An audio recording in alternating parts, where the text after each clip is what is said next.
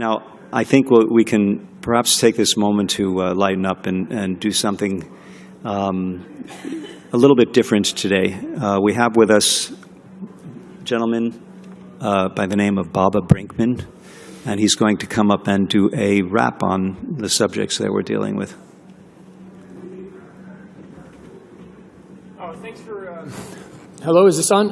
Thanks for including me in this event. I've been to the Center for Ethical Culture, Stuart, that you described, and have done rap performances there as well. And you know, as a secular person myself, I did want to find some common ground here. So I was very inspired by His Holiness Saint Francis's epistle, Laudato Si, and I was wondering what it would sound like if Pope Francis had been a rapper in his younger years. So I attempted a hip-hop interpretation of the Pope's encyclical, and I'm going to, you know, with all due respect, do my best impression of the Pope if he were a rapper.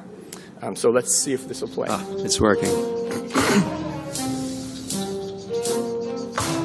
En viro Christo Domino climato Deus ex machina, etc. Laudato Si. Praise God the Creator, Laudato Si. These techno-capitalists don't want to mess with me. They just picked an epic rap battle of history. They're trying to defend carbon. Well, I'm the Holy See, I'm the Pope.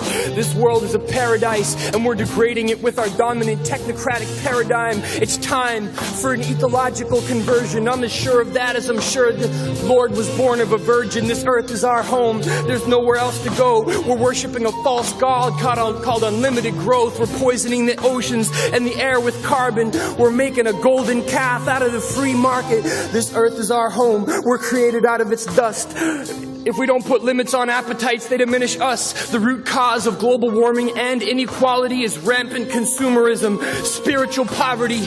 I'm the first pope with the sense of rhythm. At the heart of my faith is environmentalism. As a Christian, I can say that today's market fundamentalism is worse than any fundamentalism found in religion. But radical change is coming. Stop ignoring the problem. The most prosperous are destroying the global commons, while the most vulnerable watch as the sea level rises. That's a sure path to mutual destruction and violence. Anything less than a total shift in mentality is nothing less than selling our collective soul for a salary. Worshipping gold is a fallacy. Stop asking for more. Stop feeding your addictions off of the backs of the poor. It's a moral imperative to step back from self-destruction and reform the whole system of production and consumption. Rich countries owe poor countries an ecological debt. They block international action out of national interest. Selfish individual consumers driven by greed. Selfish companies fight to protect their subsidies. Selfish countries driven by economic development.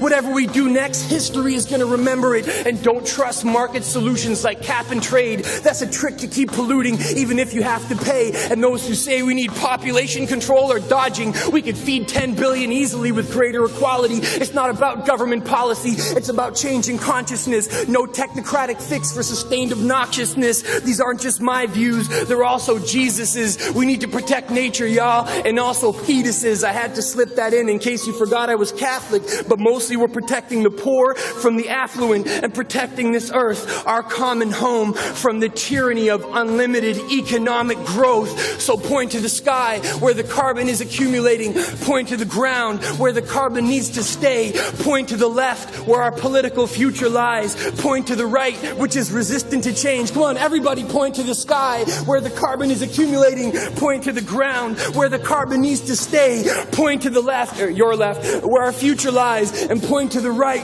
which is resistant to change. Faster now, point to the sky.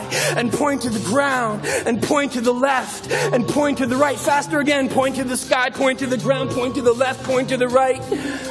Laudato Si. Thank you. Wow. I don't know if I was prepared for that.